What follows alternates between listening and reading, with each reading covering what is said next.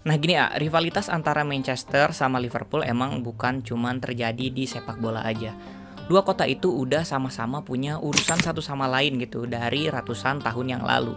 Sama-sama pernah berjaya dan sama-sama pernah turun juga. Dua kota yang emang kayak ditakdirkan buat saling ngalahin satu sama lain gitu secara bergantian. Nah gimana awal rivalitas Manchester dan juga Liverpool, dan karena apa sih sebenarnya dua kota ini bisa jadi bergesekan gitu sampai akhirnya ngerembet jadi musuh bebuyutan di sepak bola? Langsung aja kita bahas di Nyisir Lapangan.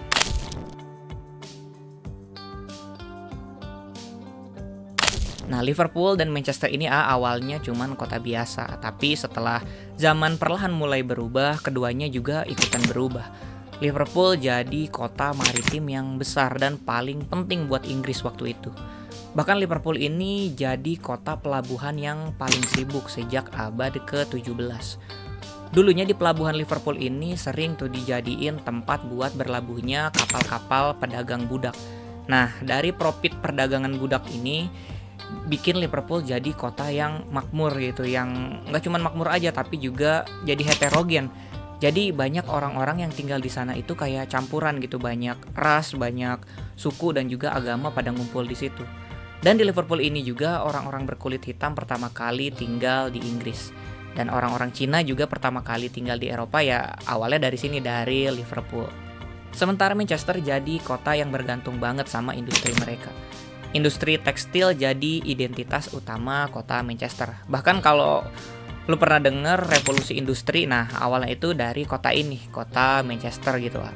Pokoknya kotanya industri banget gitu, banyak buruh, terus asap-asap di pabrik udah jadi kayak pemandangan sehari-hari di sana. Udah biasa gitu masyarakat di sana.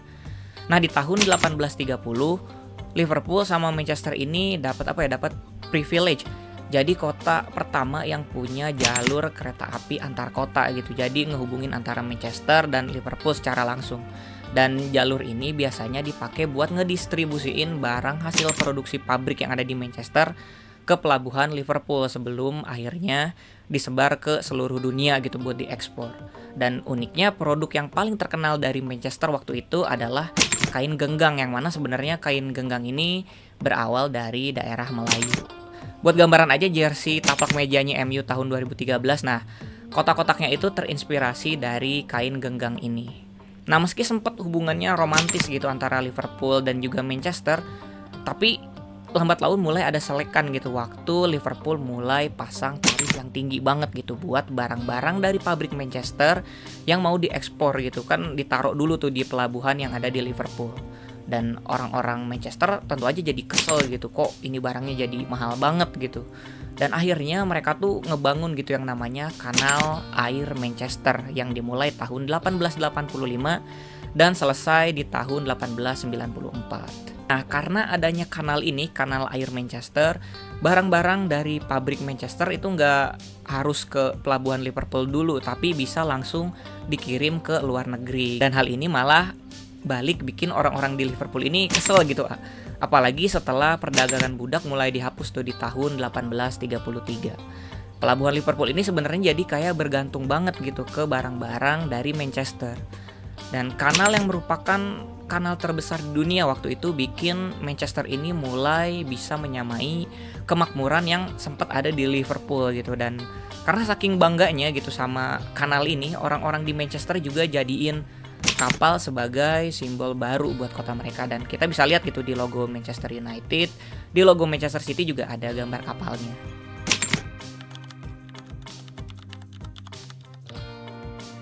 Nah, masuk awal abad ke-20, sepak bola mulai tumbuh pesat tuh di Inggris. Klub-klub mulai berdiri di berbagai kota industri yang ada di sana, dan termasuk dua kota ini gitu. Liverpool FC berdiri di tahun 1892, sementara para pekerja di Manchester bikin klub yang namanya Newton Heath, dan itu tuh dibuat tahun 1878 sebelum akhirnya ganti nama di tahun 1902 jadi Manchester United.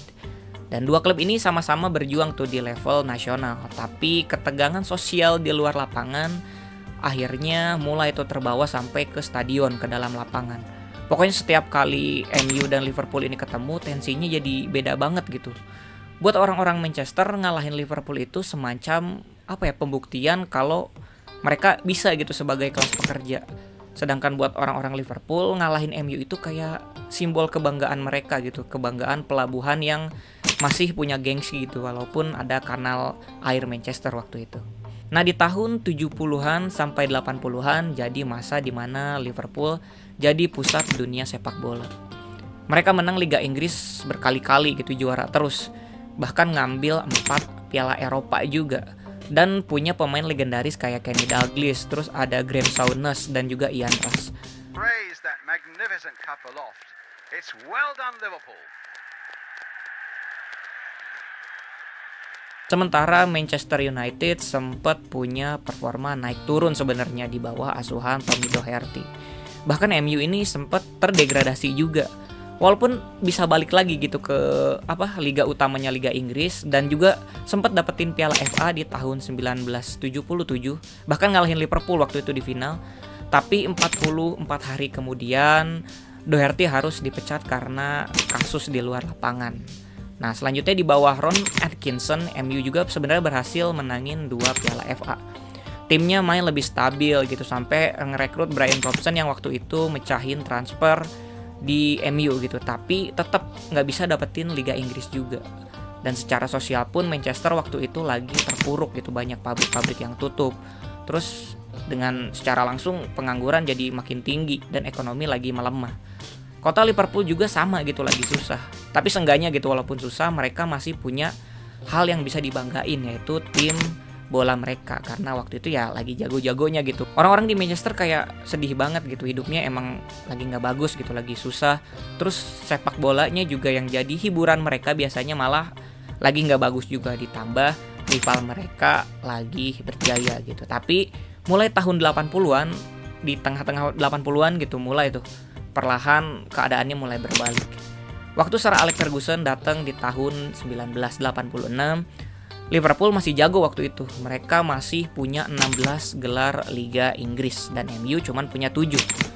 MU bahkan belum pernah juara Liga lagi sejak tahun 1967. Tapi Ferguson ini tahu gitu, dia punya misi kalau tujuannya ya buat ngejatuhin Liverpool dari puncak sepak bola waktu itu. Dan dia tahu buat ngalahin Liverpool, MU nggak cuman butuh pemain-pemain bagus gitu, tapi juga butuh kayak budaya yang baru, butuh disiplin, terus butuh mental juara dan juga keberanian buat ngebangun tim dari nol lagi gitu. Dan emang hal itu nggak mudah, bahkan butuh waktu. Tapi hasilnya cepat atau lambat ya bakal kelihatan gitu. Dan bener aja di awal tahun 90-an, waktu itu Liverpool mulai menurun gitu prestasinya. Dan Ferguson justru berhasil membangun dinasti di Manchester. Nah, masuk era Premier League, MU berubah jadi kekuatan baru. Generasi Class of 92 kayak Beckham, terus Scholes, ada Giggs, Neville bersaudara, dan juga Butt waktu itu jadi tulang punggung buat tim. Walaupun mereka cuman tim muda gitu, tim muda yang berbakat, tapi mereka kayak punya DNA Manchester United, di mana mereka kerja keras, terus berani juga, dan juga punya kepercayaan gitu kepada para pemain muda ini. Fergie juga nggak cuman galak di latihan karena dia emang terkenal dengan hair dryer treatmentnya ya, tapi juga ngasih perhatian yang lebih gitu secara personal ke para pemainnya. Dia tuh sering tuh nanya hal-hal kayak anak lu sekolah aman nggak gitu, terus istri lu di sini bahagia apa enggak gitu. Pokoknya dia nanyain hal yang lebih personal ke para pemainnya. Dan hal ini mesti dia lakukan gitu biar pemainnya fokus penuhnya ke lapangan gitu, ke sepak bola. Sementara Liverpool kayak terjebak di masa lalu. Selama hampir 2 dekade MU jadi raja di Inggris, 13 gelar Premier League, 2 Liga Champion, dan status global sebagai brand yang besar gitu, brand yang tidak terdandingi. Akhirnya Manchester yang dulu cuman kota buruh bisa tuh berdiri di atas Liverpool, baik secara ekonomi maupun secara prestasi di lapangan hijau. Nah, setelah Sir Alex Ferguson pensiun di tahun 2013, MU kayak goyah lagi gitu, nggak berjaya kayak semasa dia melatih. Manajemen yang terlalu korporat gitu, perekrutan pemain yang salah, dan kayak hilang gitu jiwa sepak bolanya, bikin MU ini jadi kayak tim yang tersesat. MU kayak kesulitan gitu buat nemuin filosofi sepak bola yang cocok buat mereka. Selama kayak bertahun-tahun udah ganti pelatih, ganti sistem permainan, tetap aja nggak bisa balikin gelar Liga Inggris ke mereka. Sementara Liverpool di bawah asuhan Jurgen Klopp sempat bangkit gitu dengan semangat yang justru mirip sama filosofi lama MU, yaitu kerja keras dan juga kolektif. Pelan-pelan sistemnya dibangun gitu, walaupun dihadapin sama pemilik klub yang rada ngepel gitu, tapi Klopp berhasil datengin pemain yang cocok gitu dan juga ngerti dengan cara mainnya gitu. Hasilnya di tahun 2019 Liverpool juara Eropa lagi, dan tahun 2020 mereka kembali angkat trofi Liga Inggris, dan itu buat pertama kalinya setelah 30 tahun menunggu. Rivalitas lama akhirnya hidup kembali, tapi posisinya kali ini kebalik gitu. Dan sekarang MU masih suka menyulitkan dirinya sendiri di bawah asuhan Ruben Amorim. Kayaknya masih terlalu dini lah gitu buat dianggap MU bisa balik kayak dulu lagi. Dan Liverpool juga walaupun sempat juara Liga Inggris musim kemarin bareng Arne, raihan gelar yang sebenarnya bisa nyamain raihan gelar MU gitu, 20 gelar Liga Inggris. Tapi musim ini Liverpool ini harus nelan kekalahan 4 kali beruntun, dan makin gak enak karena MU berhasil ngalahin mereka di Anfield yang sejak terakhir kali mereka ngelakuinnya itu di tahun 2016. Nah, rivalitas Manchester dan Liverpool bukan cuman soal sepak bola gitu ya, ternyata ada cerita kayak kelas sosial, terus ada industri dan juga identitas yang dimiliki sama masyarakat di sana. Dua kota yang punya akar ekonomi berbeda, Manchester dengan pabriknya dan juga Liverpool dengan pelabuhannya. Pokoknya setiap kali mereka bertemu di lapangan kayak bukan cuman 11 gitu, bukan cuman pertandingan sepak bola biasa.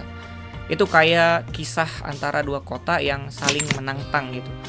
Mulai dari adanya kanal air sampai akhirnya di trofi Liga Premier Inggris.